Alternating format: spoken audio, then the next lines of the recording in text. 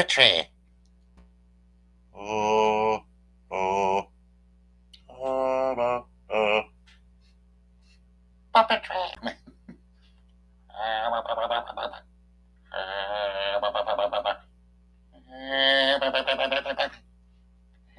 Look at that baby. It's a baby. It's a tiny little baby. Oh, oh,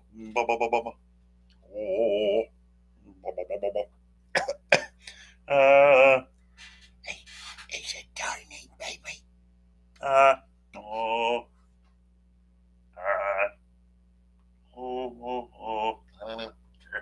tiny little baby.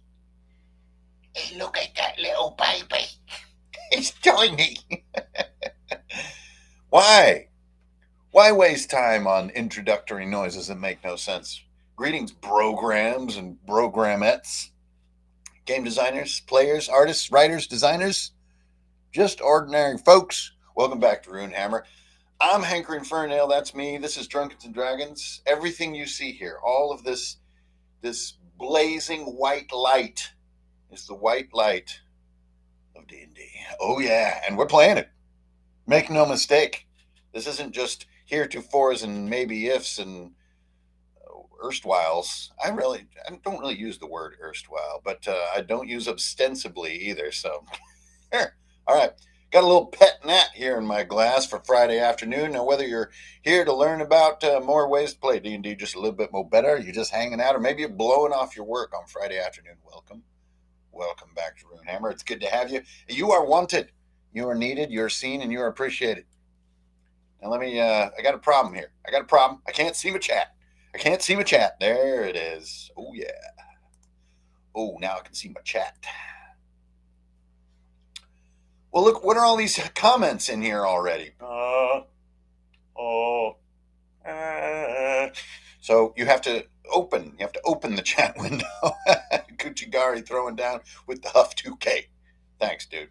That ought to pay for the pet gnat. If you guys haven't gotten into a little pet gnat, you should check yourself out some pet gnat. And I'm not talking about an unsatisfying insect companion. No, that's a different kind of pet gnat. Anyway, hi everybody. It's Friday. Oh, that's better than I thought it would be. I know, glass is definitely +1 to fanciness. Look at this. Look at the grip. See the grip? The grip is a big part of being fancy. It's not you don't do this. No, that's if you see someone doing this, they're probably about to crush this and kill you. So you don't want that. You want just the fingertips, baby. Otherwise, you're going to heat up your beverage too quickly. And they don't make koozies for glasses like that. Let me tell you what. I'll tell you about something else there. Okay, anyways. Hi, guys. Enough nonsense. Actually, the whole thing's nonsense. Hi, Jinx. I'm drinking the pet gnat, bro. Well, I don't know if you're a bro. Could be a broette. Could be a brogram. What are we talking about today? It's been so long, you guys. There's so much to catch up on. All right. Here's the deal. So, naturally, the games go on. It's the 21st century. It's 2023. Things are completely insane. But, if you know, D&D is still being played. Hello, everybody. So with my group, a lot of what I wanted to talk about today before we get into the usual thing we do on Friday afternoons, which is y'all just holler at me, and I just do my best to answer various questions about whatever the hell. It's a hangout. It's a hangout. It's not like a dropping of authority or wisdom upon ye faithful. No, we're here together as a cabal, all as equals, as one. And so everything that I've been wanting to think about today to spew forth before we get into the sort of Q&A section of the program is been given rise from the last 2 sessions that I've had with the Dirty Jobs crew. So as many of you know, the Dirty Jobs crew is into their about 2.5 years of continuous play now. They're in their sort of second sort of story season of the campaign. And since we're not in the pandemic anymore, people have a little less time, a little less spare time. There's more things going on. But interestingly enough, this creates a kind of a fun effect as well, which is we play a little less often, maybe every 2 weeks or so, but we play in a longer sort of deeper sessions. And so the two sessions that are giving rise to a lot of the stuff I wanted to talk about today are two long, I wouldn't call them marathons, but very long sessions in a mega dungeon. And so I'd say we're about 15 hours between these two sessions, one being longer than the other. And in that time, so much has been learned, not only just about like this method and this style of play, which I don't really do. I mean, I've been playing this stinking hobby for ages, and I've never really done a mega dungeon because I already had a lot of preconceptions about what was sort of intrinsically flawed about the concept of a mega dungeon. But don't be that way. Give everything a chance and get in there and learn by doing rather than just living on your preconceptions, right? So these two long sessions in this mega dungeon have given rise to sort of two big discussions in my brain, and I wanted to share them with all of you. So welcome, everybody. Thank you for tuning in and sharing your Friday afternoon with old Ingrid Bernal here. That's me. This is Runehammer.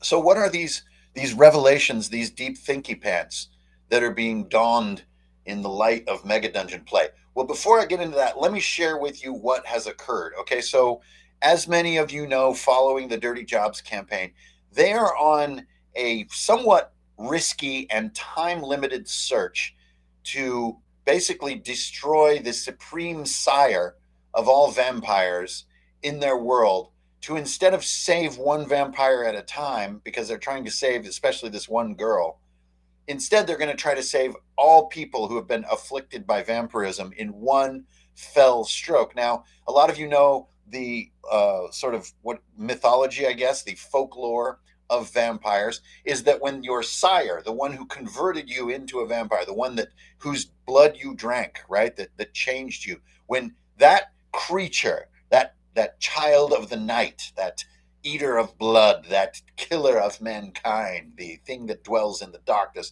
when it is destroyed, you are free of the curse. And it goes on up the sort of the lineage, right? And so if your sire's sire is destroyed, then he will no longer be a vampire. And in exchange, you will no longer be a vampire, and so on and so forth. And so following this chain of reasoning, the Dirty Jobs crew has embarked on this ambitious, kind of crazy mission to destroy the sire of all sires, the origin point of all vampires in our campaign world. So, first of all, whoa. Now, as this was forming about 3 months ago now, when this mission was forming, because they did an overland journey and all this other stuff.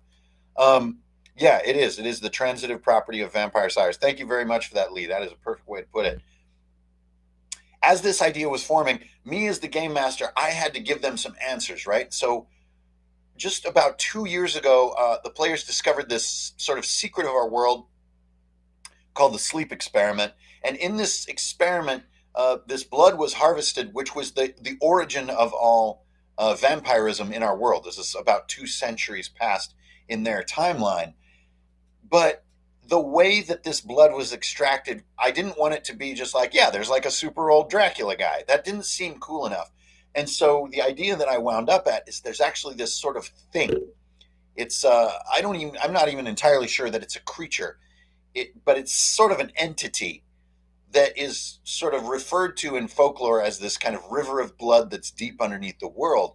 And when the sleep experiment was executed in our world, this entity is contacted through deep lucid dreaming states, and it actually can be lured through the dream realm into the material realm.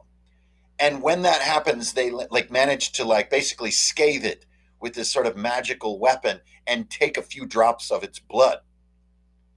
Crazy.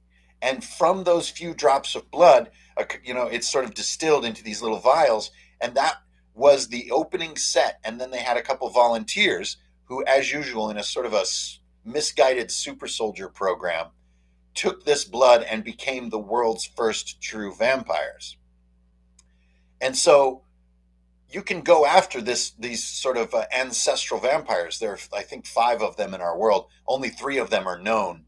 The other 2 are lost to time. So you could just go after them but then you would still have the under sort of pinning problem, and arguably going after the vampires almost seems more dangerous than going after this more abstract entity. And so my players decided to go after this abstract thing called Caligos, which is down in the depths, even underneath the dwarven undermountain, which on one level is called Gungathal, but in our world that is really the orc name for it because orcs have overtaken it. The true dwarven name, which they're about to find out, is Runmanir, which is sort of Old Norse slang for a hidden mine. And it is down beneath all of this.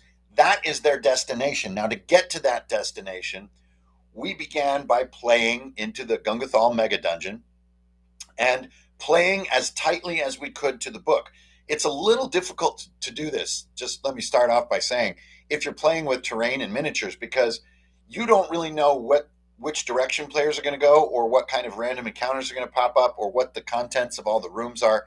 So you can't really just have all, 2,000 of your miniatures ready to go so that everything.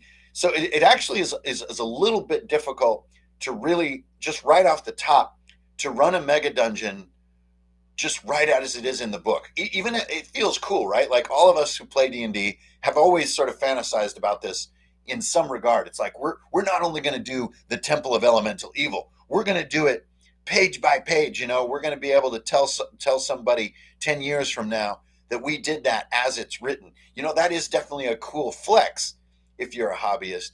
And so we set out to do that, but I got to say right off the bat, it's not easy. Okay, so we started doing that and delving down into this mega dungeon and doing our best to play right from the book. So in the first session, we really did manage that. We did not stray from the mega dungeon book in any way, and they made their way through these finger tunnels, and we're very carefully tracking this vast, somewhat baffling map and kind of finding, okay, we're right here, and that's going to be this area, and it's going to be one of these encounters. Let's roll for it. And oh my gosh. So they're moving through. They do find a screamer, which is sort of a fungus that looks like a person, but when you approach it, it makes a loud noise and it draws other guards from other parts of the depths. They fought some this thing called an orc custodian, who's basically a patroller. It's a large, heavy from the sort of black orc war tribes in the book, and it sort of patrols around and it's checking for intruders and stuff like that. So they had some of these encounters, and then the screamer drew a black pudding. They really did not want to tangle with the black pudding in any way. My players have never encountered a creature quite like that. So they were just a little bit like, what? It's corrosive to equipment? No, we're out of here. So they kind of ran headlong down deeper into this, almost taking like random lefts and rights down these tunnels into this section of this thing called the Black Mines, where coal was once excavated. And so we're going down in there. Okay, so that's the first, and there's plenty of other stuff involved here. And I know that you guys have been following these guys' adventures. They had to deal with some giant eagles to even enter the dungeon through this sort of secret dwarven stairway and all this crazy stuff. Great session, I got to add. Super, super fun session. Okay, so now in the second session, which was just this last weekend, of this mega dungeon, we pick right up where we left off. Now, one of the cool things about this style of play, rest is almost completely non-existent. And as I get to the real punchline story here today, you're going to see why that's so clutch.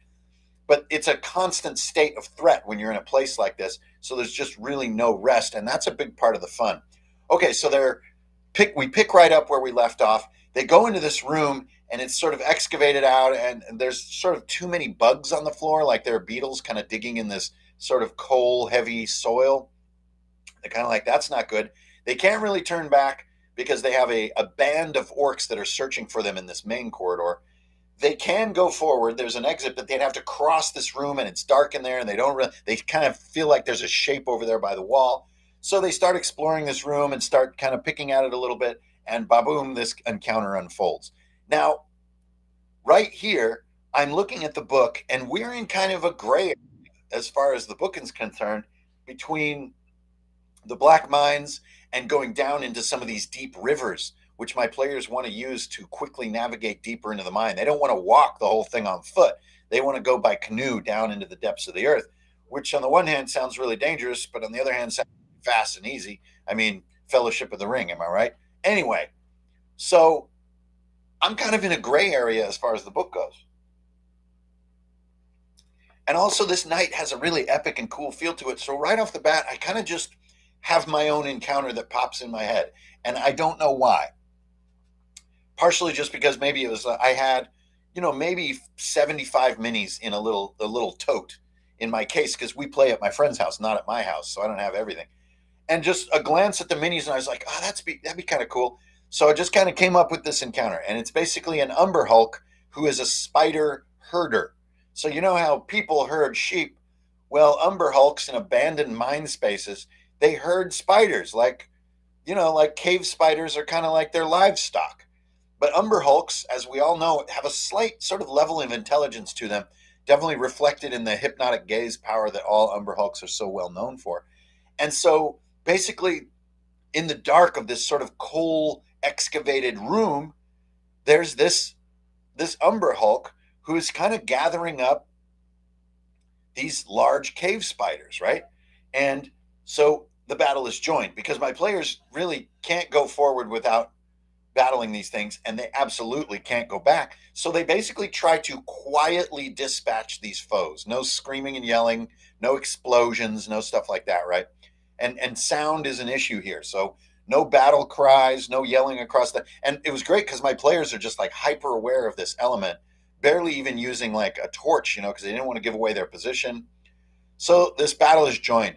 The way it played out was kind of crazy. They actually really focused fire on the Umber Hulk, using spiky growth ultimately to defeat this Umber Hulk. They harvested one of its hypnotic eyes, but in their super concentrated focus fire to bring down this Umber Hulk, which was moving, like as you guys know, my battles have a lot of motion to them, and it's very disconcerting for players often to have monsters that move a lot because you feel like you're not controlling things.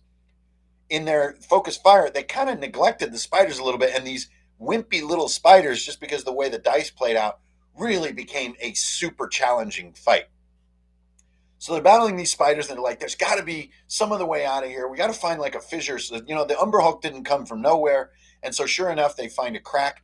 And we're kind of trying to follow the mega dungeon map and saying, yeah, this looks like this is a fork here, right where we said we were, and put a circle. So yeah, I guess on the left, there's a fissure in the wall. And on the right is this door you already knew about. And like, I think that feels right. And so what they do is they go around, we roll for where this little finger tunnel goes because no map can be as accurate as you think it's going to be. So we roll, does it go kind of north or south? And this little fissure goes back around to the main corridor, right, where this war band is looking for them. So they kind of finish this encounter and they creep back to this main corridor. And there's a big unit of orcs who have found out that they're here and are looking for them. My druid is counting on his stealth cloak to cross this main corridor unseen. The dice turn against him and he is spotted. Now my players have been using these orc warbows for the entire campaign. These things are insanely powerful. And now 3 of these orc archers with the same and crazy powerful bows are facing him down. He looks at his sheet. He compares the hits he has left versus what he knows these bows do. Because this group's been using these bows for 6 months. There's just no way to survive this. And so then the other players like start to see where these dice are going, and they basically just launch themselves headlong out into this corridor to get this situation resolved. Our fighter throws dynamite into this corridor, and they're all basically like drawing aggro so that this druid, using up their hero coins so our druid doesn't get iced on the spot, they manage to cross this thing, and in a mad dash, they go down all these stairs, and we're, again, trying our best to use the map. They find one of these underground rivers. A critical roll happens here where a high roll is going to be like there are waterfalls. Like this is going to be deadly dangerous to try to take a canoe down this thing. But a low roll is going to be like little bits of rapids. Of course, they roll a 1 on this, which is good in this case. So they actually get quite a mild river journey down through this underground river. And Luke, yeah, this is Gungathal, the mega dungeon Gungathal. So down they go. We kind of get to a break in the river where they're going to get back into it. We roll the dang thing again, and again they get the like easygoing river roll. So now they've crossed a great deal. Well, where do they get to canoes? We came up and asked, are there canoes here? The dice said yes. We said how many, and the dice said 1. So in so many of the decisions in our game, I don't even with looking at this like 500-page book, there's never enough answers. And this is going to get into what I have to say about Mega Dungeons later. But we still leave so many things up to dice to guide our session. We ask questions of the dice rather than just saying, "Oh, I have every answer prepared." So they make it way down deep with the help of our druid taking octopus form. So he's under the canoe. And they get to this lake way down in the depths, and there is a door going up, and it smells like fire and smoke coming out of this door. So they're very deep down in the earth. They definitely know that's like the next area. There's something moving in the depths of the lake.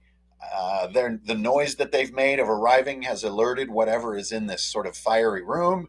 But thanks to the dice, they have 4 rounds. Okay, now I know this is getting very specific, but this is what makes this crazy piece of the story work. So while my druid is still in octopus form, he takes this opportunity to dredge the bottom of this underground lake for just a moment, just to see if because there's always got to be like a skeleton at the bottom of a lake with some treasure, right? I mean, come on. That's cool. Not only is that inevitable and tropey, it's just cool. So yes, he goes down and finds 3 items. A couple of them are okay. The third one is this breastplate, which is completely free of mud and corrosion. So my druid comes back up to the surface, resumes his human form, and says, "Guys, I think I've found something good here." Right? And in certain cases, most of our cases, if you find magic items, you don't know what they are until you don them. You don't know what a magic ring is until you put it on your finger and so on. But they're pretty convinced, wow, this thing is cool. This is like really good craftsmanship. And so everybody's comparing sheets, a grand ritual that goes back to the earliest days of D&D. Everyone comparing their sheets and deciding as a group who really should get what is perceived to be a really high value item. So finally, we decide on our priest. Now, our priest is Sister Adelaide. She is like a battle nun, and she's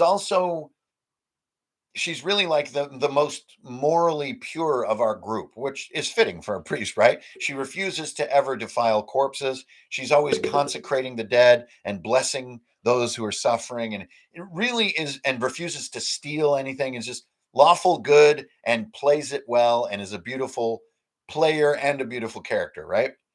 So she's the most in need of some kind of real armor upgrade. So they give her this. She puts on the breastplate, and of course, the 2 halves of the breastplate like fuse. The straps disappear. It form fits and gets tighter and tighter, and then it's just locked on. And she's like trying to pry it off, and then by putting it on, she gets the information. Right? This is a cursed breastplate. This was rolled. This is the second time in a 2.5-year campaign that I've ever rolled cursed loot. I am not the kind of troll GM who rolls a lot of cursed items, but this just felt right. It's in the bottom of this underground lake, and I kind of warned them with how it had no corrosion on it and how it was too perfect. But I never do this. I never do cursed loot. It just, for some reason, it just fit the moment. But even then, I didn't choose anything. We rolled on a D100 table in the back of ICRPG Master Edition in the cursed loot table. So I may decide it's cursed loot, but I still just don't know what they're going to roll, and that's the fun of it. But they get a 95. So as those of you who use those roll tables know, the higher you get, the crazier it gets. 95 is a very cursed item. They have rolled what's called the Armor of Rising. So this is necromantic armor. Anything that is dead within near distance of this armor, when it is worn by a living thing, rises from the dead. That simple.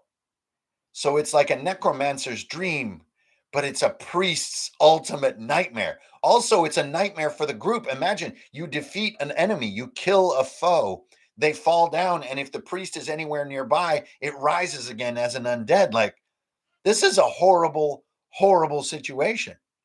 And yes, you don't control the undead you raise, but if I'm a necromancer, I really don't care. I'm just happy that the dead are walking around. But you're right. Salgarelius. It is not controllable undead, but you can see what a horrible dilemma this is going to be for the group.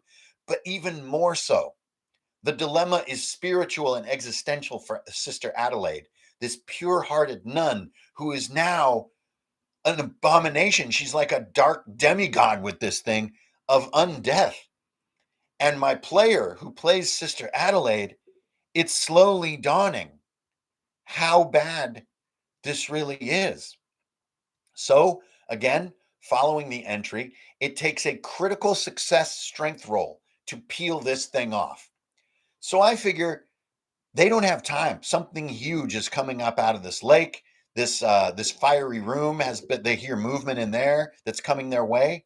They don't have, the D&D version, which I can't stand, of take 20. They don't just have an infinite number of rolls to get a critical strength roll. So in my mind, I'm like, oh my gosh, this player is going to have to not only accept this horrible curse, but for the next, few hours or maybe even few sessions of play is going to be trying to get this crit strength roll when she has time to get this thing off. And this is now, there was a little bit of play after this moment, kind of working with these fire creatures, and on they go into the adventure, but it doesn't matter. The climax of this session was this moment right here. So they are 4 rounds. Remember, I mentioned this earlier. They've got 4 rounds before whatever this huge thing is going to come up out of this underground lake. And the fire creatures are going to descend out of whatever is going on in their room. And my players are right in between. They're between a knuckle and a hard place, right? 4 rounds. So the player who plays Adelaide is just like this, just trying to accept that this is the new path that she must become. Like this, she can't just waste the whole group's time trying to get a critical strength. I mean, this is just in our group, that's a natural 1. You can't just try to roll natural 1s all night. And this time limit is suddenly like, he's, just the player is just, it's hard to describe, but there's real emotion here. And so we were 3-manning, by the way, for this whole night. So 3 players and me, so 4 people total. So the other 2 players, God's bless them, just drop everything that they've been thinking about or doing. And they're like, we're getting this damn thing off of you. Now, you know exactly how this story is going to go. That's what's funny. I can already feel it. I can feel it in your brains out there. So it begins, right? There's 3 players and 4 rounds. That's 12 total attempts.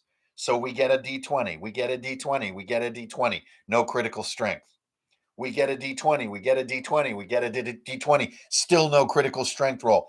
Basically, you've got 3 people all like frantically struggling to find a place to get your fingers in this thing and try to part the plates enough to peel it off of this nun. The 3rd round comes up, a D20, a D20, a D20. Still no natural 1. Adelaide says, you guys, it's okay. It's okay. We don't have to do this. We could be here all night, and we got this thing coming up out of the, I'm going to have to accept it. This just has to be part of who I am now. And so we get back. This is now the 4th round, and Cap, who is our like old grizzled fighter in our group, he's going to be the first to go on their final round of attempting this. And he says, basically, fuck that. We're getting this thing off of you. Somebody's going to roll a crit. So he goes, D20, doesn't get it. He's just like, come on, you guys, come on. And like these fins are like breaking the surface of this underground lake. And they see these like sentient kind of human shaped flame creatures descending these stairs on the other side. I mean, they're out of time. It's now Sister Adelaide's turn. She goes for the D20, doesn't get it. We are literally on roll 12. 3 players, 4 rounds, 12 attempts. You know exactly what's going to happen because this is how D&D is. It's insane. The application of Murphy's Law in D&D is so nuts. So what happens? Aura, our druid, is the final to make this final player to make this attempt. Everyone is standing around the table at this point.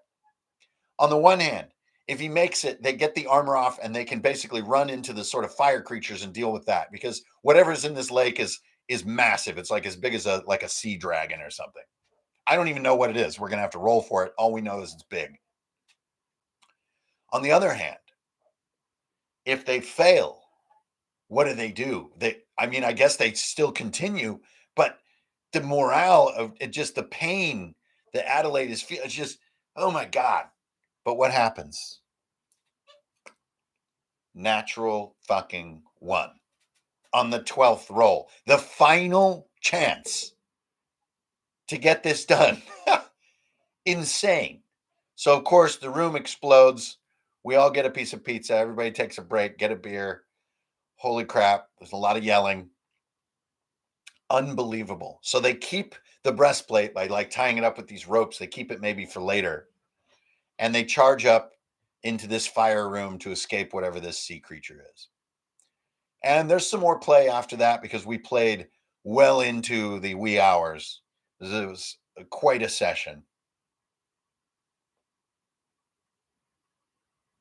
So that was the second big session of this mega dungeon play that we've been doing. And here's, now that you're completely caught up, here are the two things that have really struck me and given me like deeper thinking going into the next session that we're going to do. Okay, the first one is kind of just nuts and bolts. It's quite simple. The idea that it's cooler to follow letter by letter a mass of prepared content that was there before you came along, to me, is a bit odd.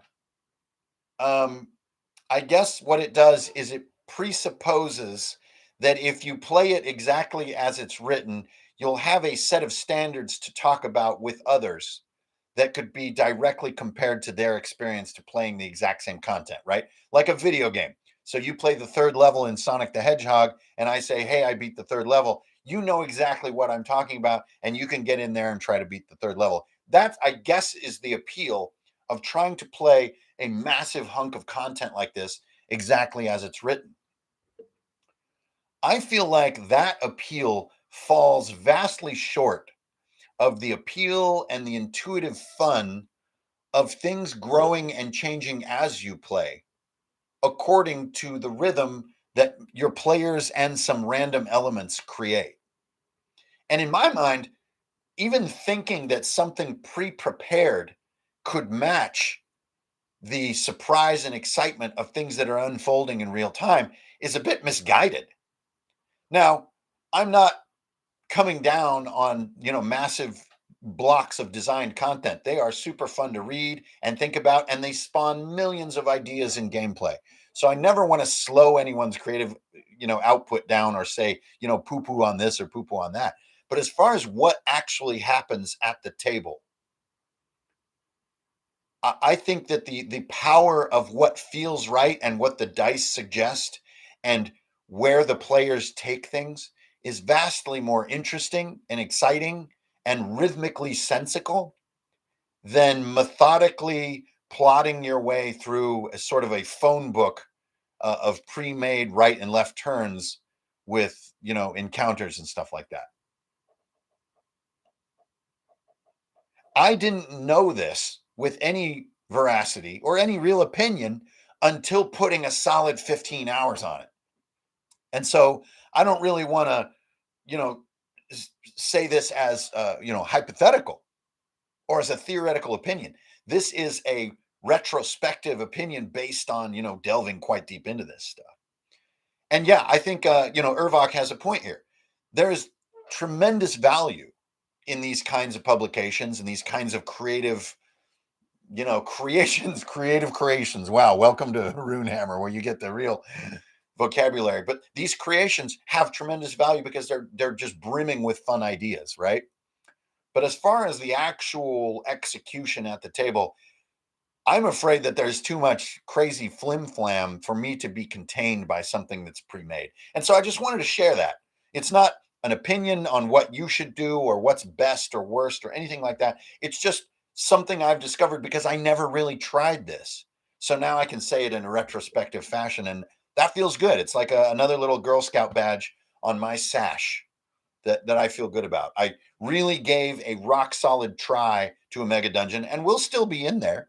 We'll still pull thematic elements from the book and stuff, but the actual one-to-one moments, they live in players' minds and in dice.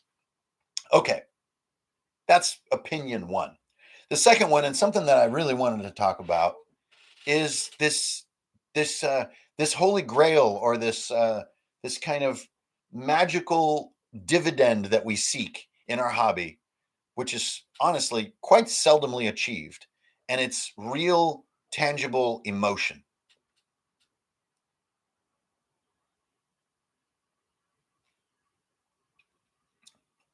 Now, we've all heard stories and legends about D&D sessions where tears are shed and the emotions, bled out from the game world into the real world, and it was, these stirring experience that we'll never forget.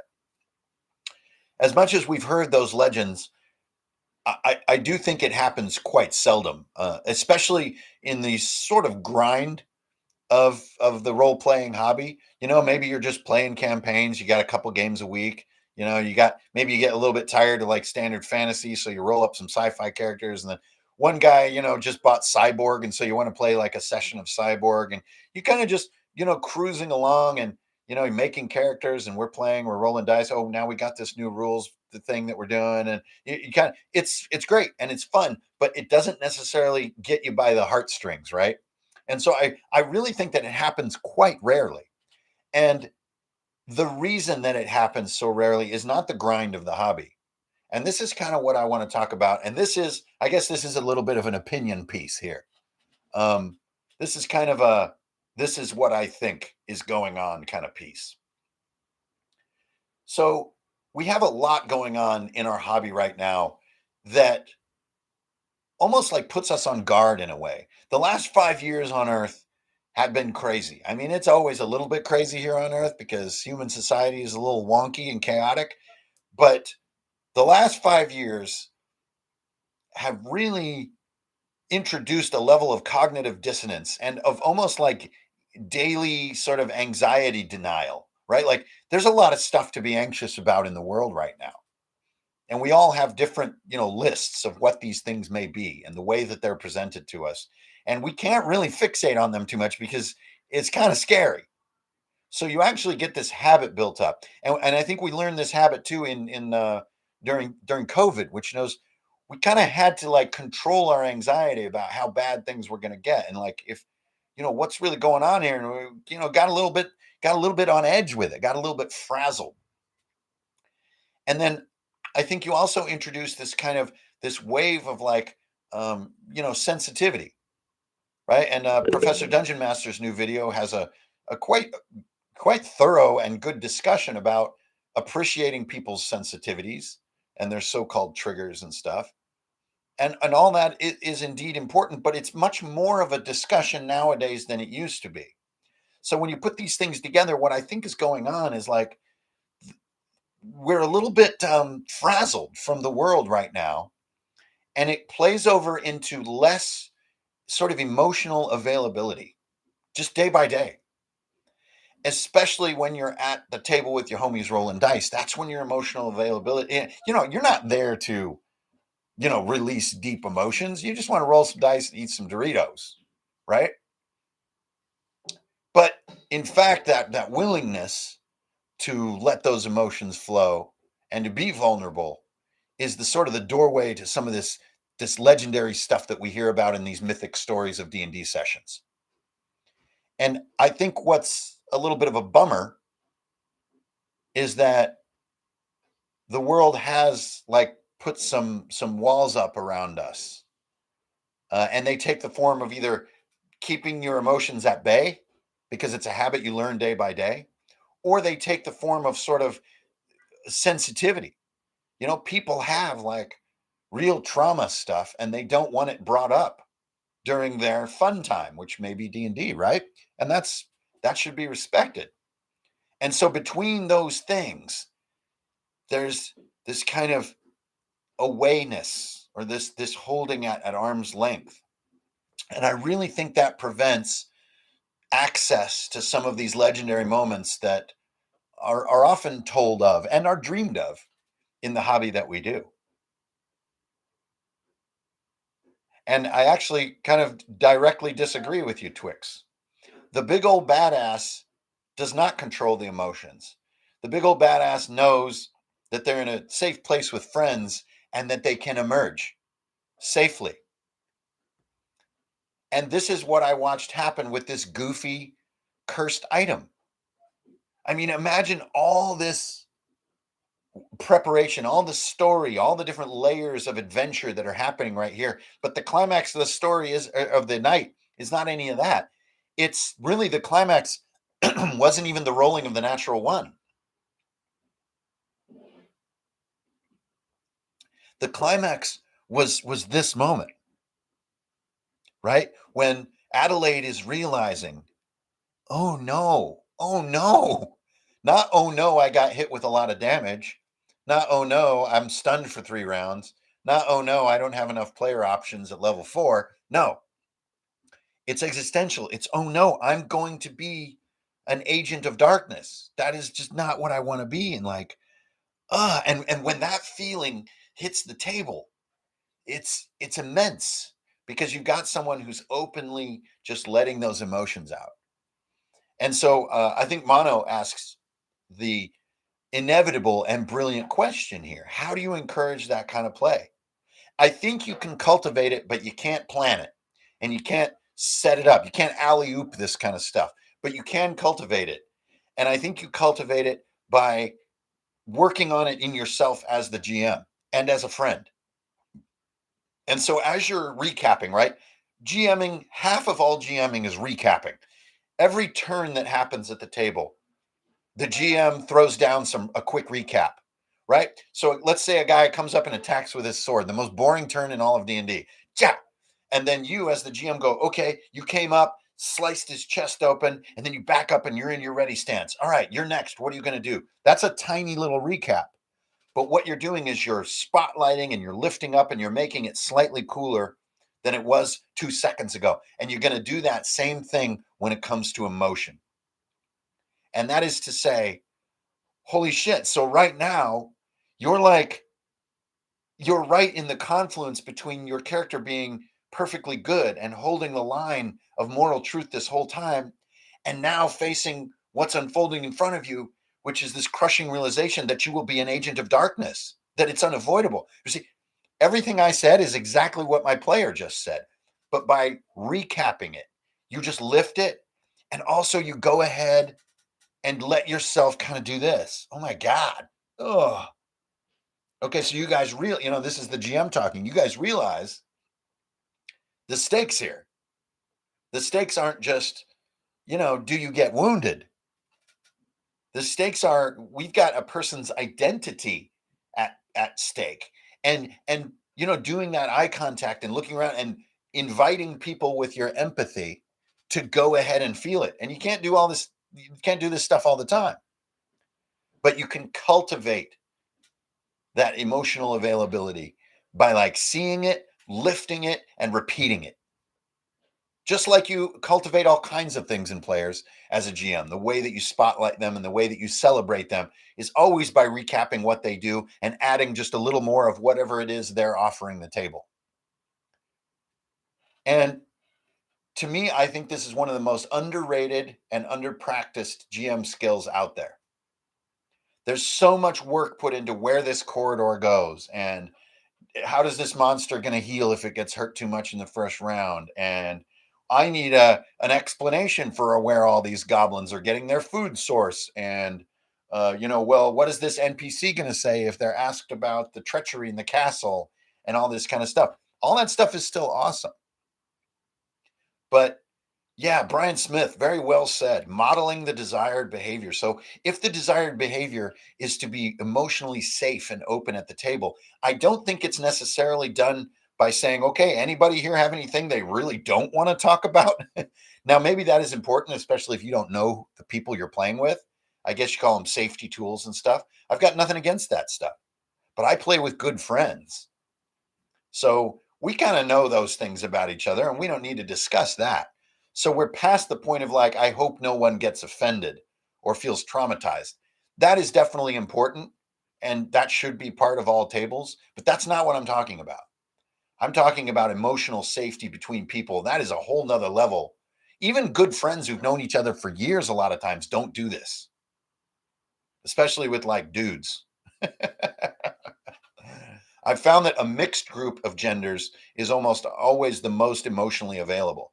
All male or all female tend to be a little bit more closed in with the emotions. But the reason that I'm talking about it is, again, for me, it was a sublime experience. It was fantastic. So I'm not necessarily coaching the world on what is to be done, what is best in life, but recounting what happened to me. And this is a skill that I've really been leading in on lately, with one of my great mentors, DM Scotty. He exists a great deal because we've been working together a lot in a retrospective form of creativity, which is just fascinating to me. It is creativity that looks back on things that happened rather than wouldn't it be cool if this happened, which is often the forward looking GM creativity that so many of us are familiar with. It's more like, wow, that happened. What can I learn from that? That was crazy. How can I feel my way into more of that? That's amazing. And so that's what I wanted to talk about today. Just emotional openness. And maybe, as Mono Makes pointed out, maybe there is a way that we can cultivate it, that we can grow a little garden of this so that these moments don't have to happen all the time. As a matter of fact, that'd be a little weird, be exhausting, right? But you do want them to happen sometimes because, man, they stitch the group together. They make you want to get back to the table, and they give your stories that weight, that just sort of like combat and spell slots and this feat and that ability, and oh boy, now I've got a masterwork sword and my +2, and those things are all cool, but they don't ever capture this little piece of gravity.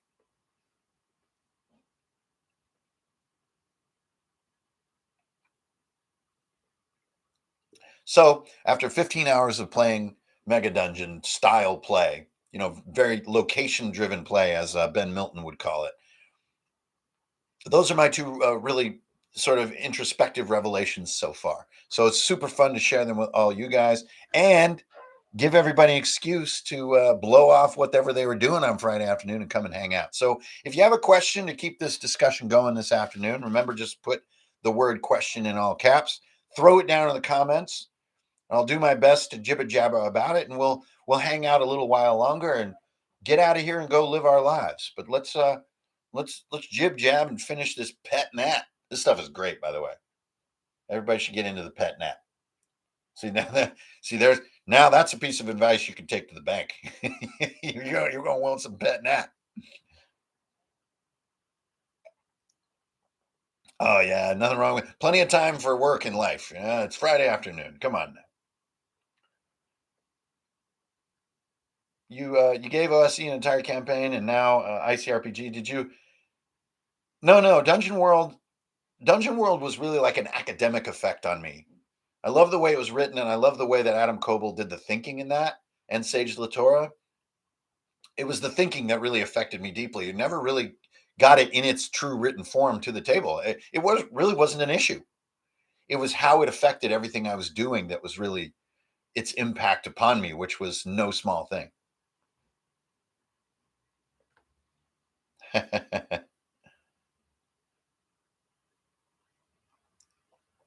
Yeah, Ty, I also believe that willingness to share the spotlight is something that really friendly players have that skill in spades.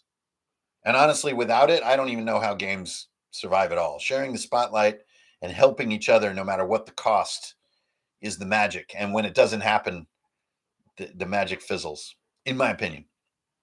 Here we got E. I don't know how you got that username. That's amazing. Do you use a mix of ICRPG loot? I do. Yes, ICRPG loot tables are a part of every game I run. And if the rules need a little bit of adaptation, we just do that as my player writes it into their inventory. But the loot tables in ICRPG are one of my most proud achievements in all these years that I've been doing this stuff. So I really, really think they're fun and unpredictable. Hijinks back in here. Sprawling dungeon maps. Does there exist a way to make a maze interesting? No. Time limits and navigating left and right turns are really what you're looking at when it comes to a maze. So why does it need to be a maze that's mapped out, where you actually get the credibility of like having navigated a prefabricated maze? I just don't think there's a ton of fun in that. What is fun is, can you make right and left turns with a frequency of correctness while a time limit plays out? Now that is very fun. But you solve the maze on page 22. Doing that from a second-hand point of view as the GM is adjudicating the maze. Oh boy! Oh yikes! I do have an old video called "The Mapless Maze." If you want to check that out as a supplement. But thanks for the question. So Trace, what's up? 2400 games. No. Roll a d6. Rules are simple. Yeah. And I actually have another. Our next session we're going to be doing our next video next week. I think. I'll have the is kind of this question of do the monsters in the world use the same rules as players? And I think there's a lot of interesting answers we can get into, and that Trace that kind of hints at it. But I need to look up that specific rule set. Yes, I did see that Colville is making his own system. Yeah, there was I don't know if the word cute is mean, but when the whole OGL thing was happening, it was kind of cute to watch folks be like, well, I'm going to make my own system and save the world. And like sort of like indie rules creators were over there like slowly nodding. And yes, soaking damage with armor rather than using armor class goes all the way back to the 80s. So yeah, it's a very well proven mechanic. Works great. Hey, Metal, that's crazy. And yeah, all kinds of tables and stuff can be used. You just adapt as you go. What do you think of passing the recap spotlight back to the player?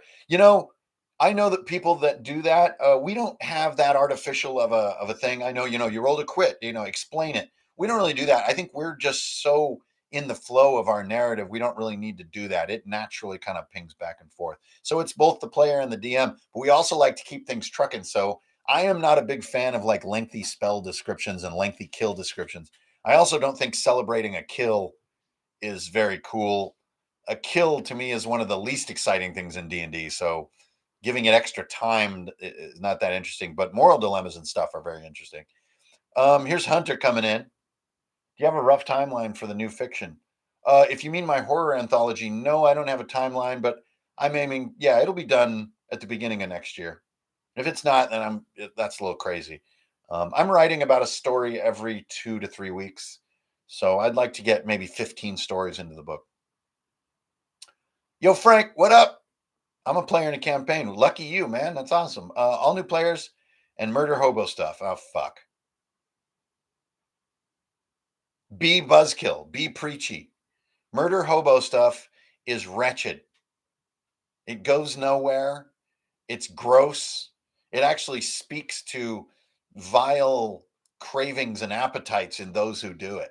So be moral, be a buzzkill, be preachy, find more epic and meaningful things to do with your characters than burn villages and like kill farmers to get 1 coin and stuff. Like murder hoboism is wretched. I have zero interest or patience. Thanks for the question, though. Always happy to sound off about how much I don't like murder hobos. Dungeon Dumbo. Any advice on how to get players make choices when they've opened up the options, give them real choices? Your players looked at you to choose for them. Then just wait, because that is wow. Wow. Show some sand, y'all. Make a choice. Again, firm answer on that. Seriously? I mean, are you human beings or mice? Like, make a choice, take action, do the right thing, use your moral compass, go forth, show courage, lift each other up, be awesome. Yo, I'm out of the loop, says Ryan. Are you low key with terrain using No, man, I'm all 3D and we also use index cards. We do everything. We got zillions of miniatures. We do all kinds of stuff. It's different every week. And yes, rifts. Do you have a pregame ritual? Make space. Well, always maybe sometimes a round of shots, I guess, but we'll always gather and hang out a while first. We always will have a beer, clean up our character sheets, look at notes, catch up on the life events of the day. And I think almost everybody does that kind of thing. But as far as a ritual, yeah, I usually will spend kind of an hour kind of mentally making sure I can feel possibilities and have, a few ideas that I think would be neat if I get a chance to do them. But no, I'm a pretty chaotic person, so every week is a little different. Okay. Raimondo Mancinelli. Now that is a name for the ages. Inspired by the thinking deck, I'm thinking to put cards, hence players, small deck of cards, substitute for sheets. Yeah, it's been done. Check out a great little skirmish game called Maleficent. No, not Maleficent. What's it called? Um, there's a great skirmish game that uses a poker deck, and I think it does it the best. It's like a game of gunslingers and stuff. I can't remember what it's called in the moment here, but yeah, there's several designs that use decks of poker cards.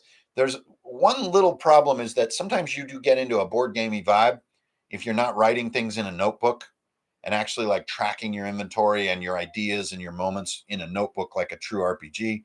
So ride that line to taste.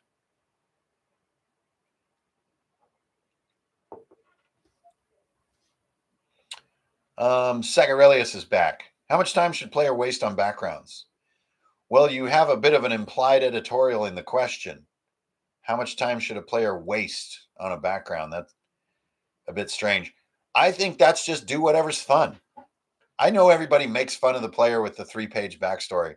I don't know why that is such a whipping boy in the hobby. If that's fun for you, rock on. Okay, yeah, we'll take the basic events of your deep backstory and we'll kind of make sure that the table knows about them so that the depth that you seek is here at the table. But it doesn't mean that you're just writing a novel here. But it's not a waste. Some players like very little background, some like a deep background. Rock on.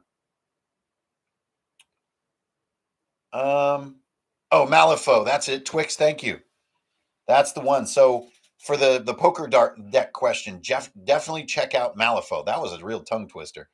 Malifaux does a great job using poker cards. Yeah, thanks for that, Twix. Appreciate it.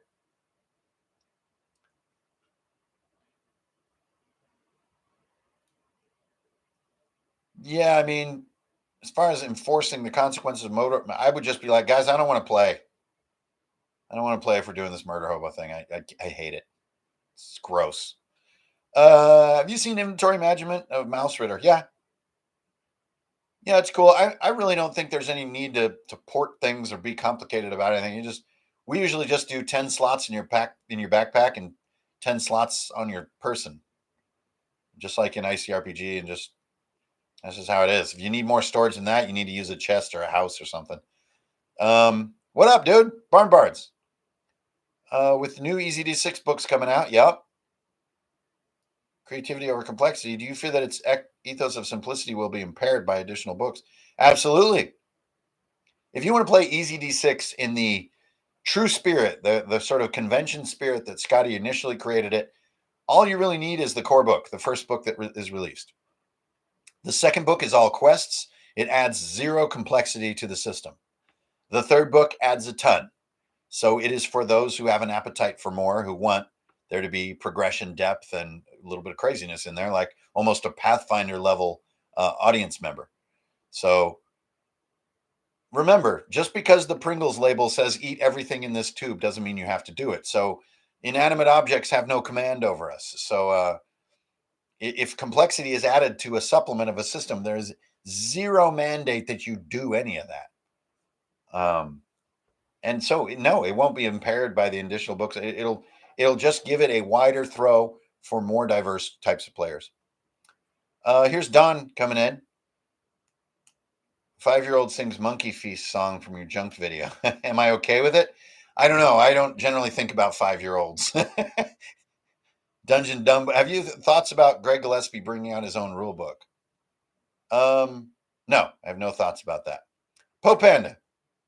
I'm listening to your RPG Mainframe. Is there an episode that you're most proud of? Oh wow. I don't know. I really like the mindfulness episode because it's like extremely down to earth as far as like real talk about like real life. So yeah, I guess I would choose that one. It's just tools to be smarter, calmer, more creative. I chose to run B1, one of the old school modules. Players are mapping as we go. Locks me into the original map. Not really. Any recommended methods to keep this from being an uninteresting maze? Yeah, go off the map. Forget the module. Fuck the module. Who cares? Just tell them, oh, here's the end of the maze. You find the exit. Problem solved. No one ever said you have to do what is written on a piece of paper. It's fun and doesn't hurt anymore. Do it. I don't know what that is. Okay. Oh, there's a lot to read. Do you ever solo RPG to work through ideas? I do little tests, yeah. I wouldn't call it an RPG, but I do mechanical little roll tests sometimes with dice. And I don't really know anything about solo role playing. I just really have no comprehension of it or an opinion about it. So, there are cool people on the internet that know about that stuff. I don't know anything about it. How do you keep up tension to get your players in the zone when there's a long time between sessions? Just the skill with a good solid recap and getting a timer onto the table immediately. Get the dice tumbling immediately when you start a session, no matter how long ago the previous session was. Get a dice to roll as quick as you can. Get things happening, even if it's cloudy or whatever. Make it happen. If I was your player and I want to play a necromancer, how would you balance action economy of my undead minute? Yeah, we would just cook them down to doing fixed damage and taking the place of your action. Like a zombie moving around and doing things, that's your turn, not you also doing things. That's one solution we do with pets. Which one of your game would pick for someone new to? I guess you mean adventure. Well, the Finnegan's Pride adventure is on Runehammer.online, and that's made to learn ICRPG with. So I guess that one. The Last Voyage of Finnegan's Pride. Biffer Spice. Now that's a username for the ages. When creating stories, you can get paralyzed the amount of choices. You get paralyzed. Yeah, and I get scared of committing. Indeed. Absolutely. That happens often. You mean as like a fiction writer? Not as a sort of adventure writer. Obviously, that's a problem that all writers are going to be confronting. I just try to let the story go where it wants to go and not, think about it. So if it just seems like something is bound to happen in quotes, then it does, and just let it unfold in its own way rather than being like, I have so many ways that this story could go. Just keep yourself in that world where those characters are choosing what's coming and try to go with the flow of it. At least that's how I do it. My man Primifit is making an RPG system and adding a mechanic like effort. Okay. Is this bad? Hell no. Rock on. Just give me a credit in your credits section. It's all good. Want to make a one shot for my group with ICRPG, Mortal Kombat. Cool. That's not silly at all. Sometimes if you use a pre-existing IP like Mortal Kombat as part of a one shot, it can be a little bit of an eye roller. The players are just like living inside something that already exists. So they're just like, I guess I'm Liu Kang. There are no D100 tables in Crown and Skull. It uses a very different form of both hex rolls as well as treasure rolls that are compound. I'll leave it at that for now, but it doesn't have D100 tables. Here's Hunter back again. Red Bull and the rest of the Jaeger called a dwarf an asshole. Yeah, boy, that takes us back to the very beginning of Drunken Dragons. Red Bull and Jaeger is a dwarven asshole. Yes. Is it really called a dwarven? No. I mean, my friend Paul invented that name. Geez, back in 2014 or so. Hey, Hank, how do you juggle your creative projects? Oh man. Well, I just keep going. I follow my nose. I bust my butt. I work hard. I stay at it. I enjoy it. I take breaks. Have good people around you and just keep freaking going. If a project isn't sparking joy, as Marie Kondo would say, then leave it on the roadside for now. Maybe you'll return to it later. You'll know when it's right to force yourself to finish. Sometimes you do need to do that. But a lot of times you can just let something cook, work on something else for a while and come back when you're excited again. You'll find your own rhythm. I don't think I can really, this is a very personal thing. So how I do it is kind of crazy for me. And, but don't ever force yourself to where it's unpleasant unless that time has absolutely come, which is rare if you're working independently. Can you expand briefly on the concept of a timer? Well, Steven, yeah, it's just you roll a dice, and in that many rounds, whatever's next in the adventure happens, whether players like it or not. So there's a monster in the lake. It's stirring around. I roll a d4. I get a 3. In 3 rounds, that monster comes exploding out of the water and attacks. It's extremely simple. We use them constantly. And a lot of times we have multiple timers going all at once. We even have a timer, a number of days before this girl is going to turn into a vampire permanently. And that's how long this adventure can last. I see you're into heavy metal and have tattoos. Have you ever painted your nails? And if so, what color? Sure, I've painted. We've all painted our nails, haven't we? I've done black Sharpie nails. I get pedicures. I don't know if everybody knows, but I'm an amputee. When you only have one foot, you want to take care of that foot. So I get pedicures. I've had pink toenails before. It's all good. How do you feel about Shadowrun? I love second edition. It was absolutely fantastic. But Easy D6 to me is a better build of the fundamental mechanics involved in Shadowrun. And that'll become especially prevalent or especially visible in book 3 of Easy D6. All right, let's do a few more here. You have experience running character prologues. Yeah, sure. We do a lot of that. Our session 0 is massive. So talking about who we are, why we are, rolling stats and making decisions in front of each other.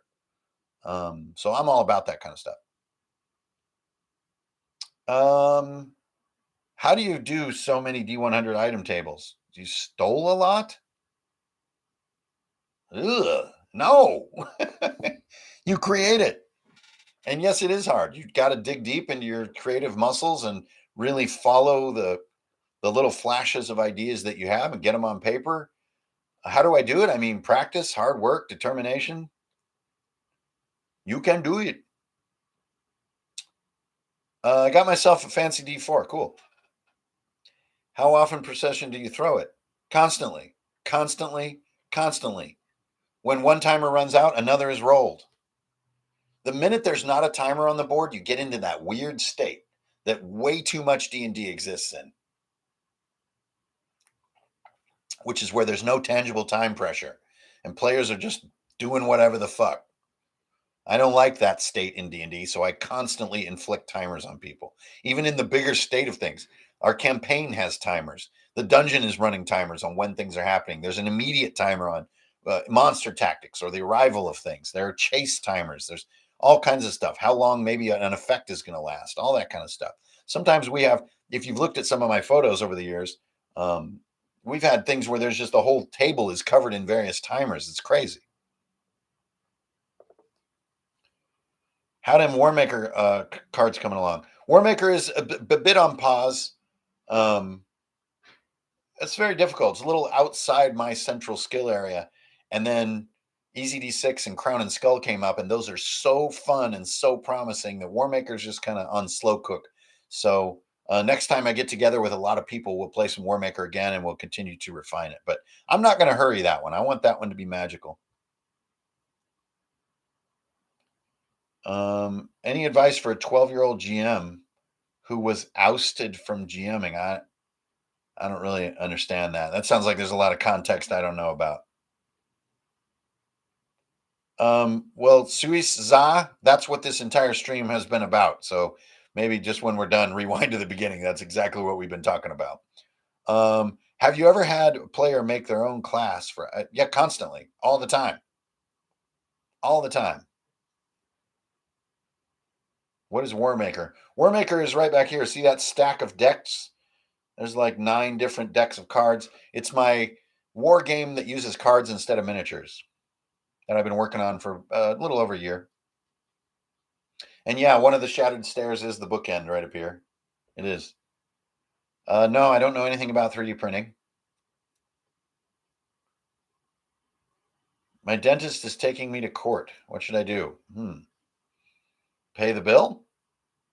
Move to a different state? Dominic Poster dropping 10 bones. Gonna buy me a bottle of Pet Nat. How would you use a round timer when outside of combat? There really is no such thing as outside of combat unless you're sleeping. How would I use it? just as I just mentioned, roll d4 in that many rounds, something happens. That's like its default form. I didn't do HEMA, but I did do ASPCA back in the day, back in the 90s. Let's do a few more here. We're up, coming up on 3:30, which is about when I'm going to have to roll out of here. Doing a D100 loot table makes me feel conflicted, as it limits the amount of choices per on type, but rolling with multiple tables is slow. I'm not sure what you mean.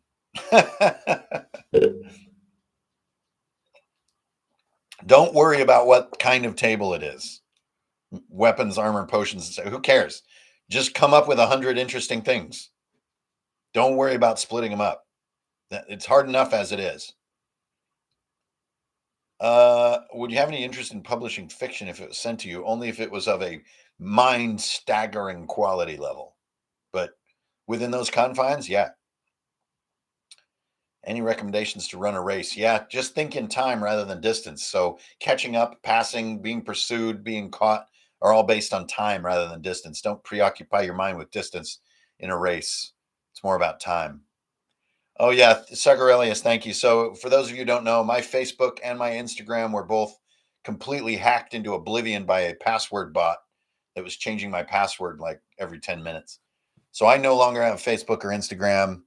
I really don't think that those two things were having a positive effect on my daily life. It's kind of a Instagram was kind of a really bad habit. So I'm going to try to just live without them. I'm just catch up with me over at Twitter.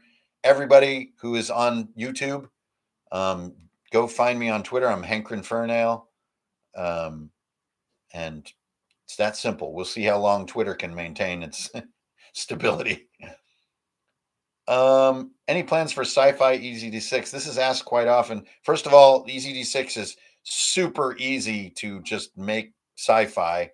It already is in a lot of ways. It's just a matter of saying, okay, now it's sci-fi. But the book 3 of EZD6 does include a ton of like player options and rules depth options, and that should further accommodate the sci-fi players that are out there. Okay, Ramondo, did you take something in terms of design idea from EZD6 into Crown and Skull? Not a lot. No, not at all. Crown and Skull and EZD6 could not be more opposite. They could not be more opposite. They are insanely opposite. Plus, EZD6 is DM Scotty's creation, not mine. So, new bands, just Linachi, Skrillex's new album. I don't really like. What other new? Oh yeah, I can't remember off the top of my head. Awesome metal band from Brazil. I've been listening. I think it's called La Ferrazzo or something like that. Good stuff. That was a terrible answer to a question. Do your players run their own timers during the game? In some cases, absolutely. Yeah. If like you activate a spell effect and it's going to last D4 rounds, they roll it and they keep it by their miniature or by their sheet. How would you get back to being a GM? I want to run a one shot, but I'm creatively drained and unimaginative. Eesh. Well, when your drained and unimaginative feeling abates, then I would be a GM. But those are feelings that are really going to make GMing difficult. Creativity is the essence of being a GM. So maybe just give yourself a little time to rest. And Ty, no, fuck TikTok. I'm not interested. If I went to Philly, could I kiss you? No. That's a solid no. You're gonna have to build your way up to that. Any time frame on book 3? No, I don't really do deadlines, but it will be next year. Yeah, King Buffalo, sure. Sometimes, yeah, some games use bleeding out timers and stuff like that. Oh, my man, Biffer Spice. A belated donation for the marathon vid. Oh, right on. Oh, the Ghost Mountain video. Geez, that was ages ago.